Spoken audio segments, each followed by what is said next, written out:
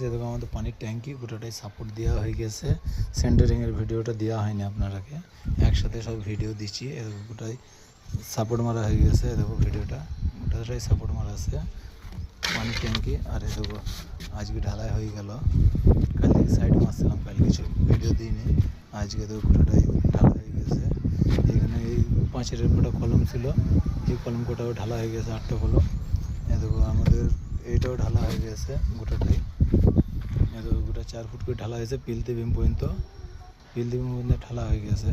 তা আশা করি যে আবার ভিডিও ভালো হলে পরে আমি ছাড়বো, কিন্তু একমাত্র কাজের ভিডিওই আমি ছাড়ি, আদার্স কোনো ভিডিও দিই না। দেখো গোটাটা হয়ে গেছে, গোটাই ভালো করে সাপোর্ট দিয়ে আছে।